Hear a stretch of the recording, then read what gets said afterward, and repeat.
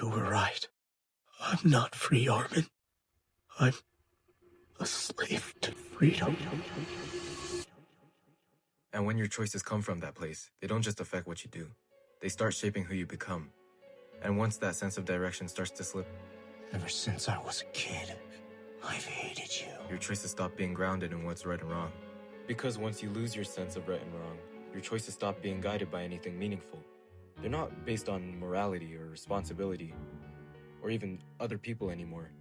They're just based on what you want. Every single choice you make is shaping who you are, whether you realize it or not. And the very thing guiding all of those choices is something we don't really think about. It's your conscience. I'm so sorry.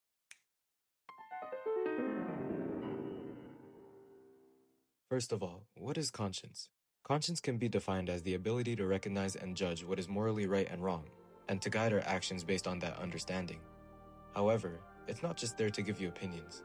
It actually makes you responsible for your choices. It's the reason you can't just say, I don't know, or it wasn't my fault every time you do something wrong. Sasha, what did you just shove into your bag? It's something that's definitely not bread. Because most of the time, deep down, you did know. And it's not always loud either. Sometimes it's just that small hesitation or that feeling that something isn't right, even when you can't fully explain it.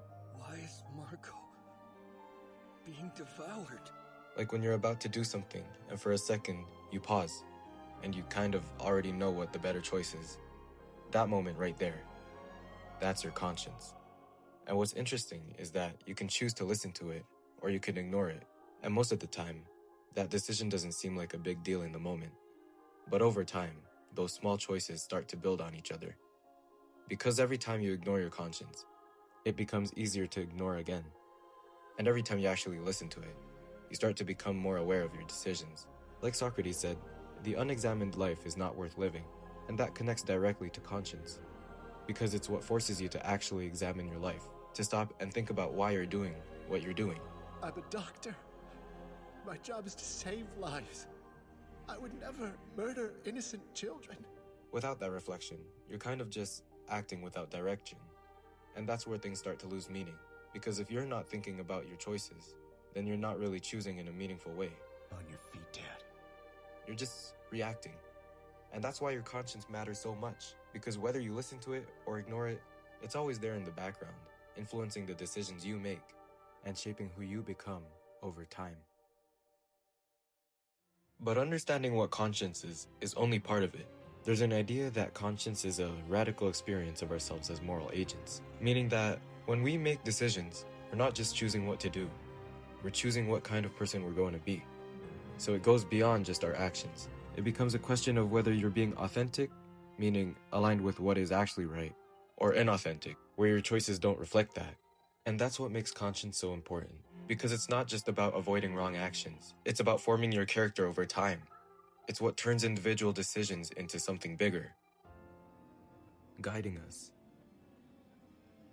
on how we use our freedom. We're free!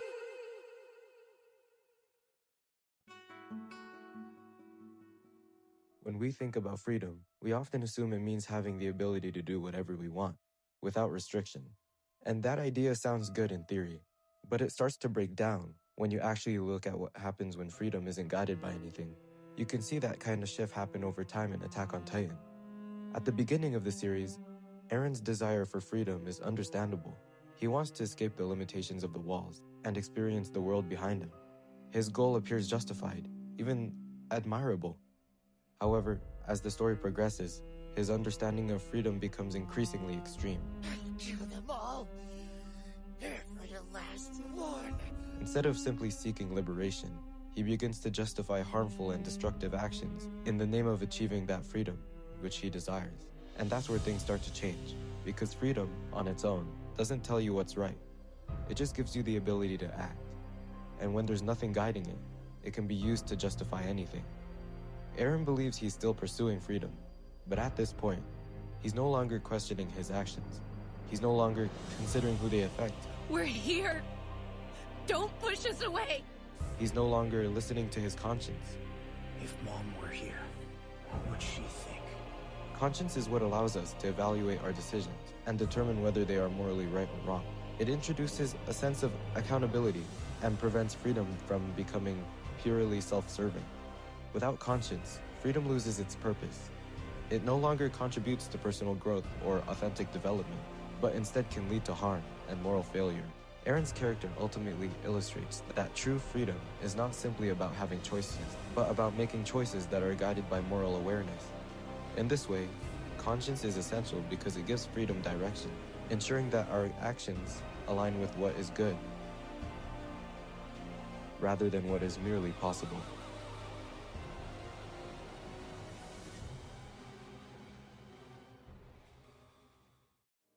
Because we have a conscience, we are also responsible for our actions. We can't just blame our friends, our environment, or even the situation, because our conscience was there the entire time guiding us. Even when something is difficult or even uncomfortable, our conscience still holds us accountable for the choices we make. Over time, all of these choices begin to shape our identity. We don't just randomly become good or bad people. We become that through the decisions we make. If we ignore our conscience, that becomes part of who we are. But if we listen to it and choose what is right, we become a more authentic version of ourselves. Conscience also works in different stages. First, we have the ability to recognize what is right and wrong. I'm sorry. Then, we reflect on the situation and think, what should we do? Finally, we make a judgment and choose our action. This process happens almost every time we make a decision, even if we don't realize it. In the Catholic teaching, conscience is understood as the voice of God within us. This means it is not just based on personal opinion or feelings. It is something that guides us toward what is truly good. It is important to form our conscience properly, rather than simply following what is easiest or more convenient.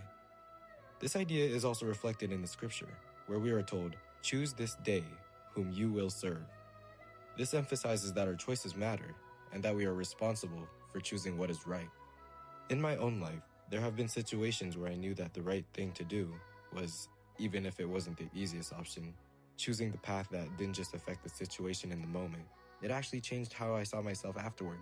It made me realize that our decisions don't just impact what happens, but also shape the kind of person we become over time.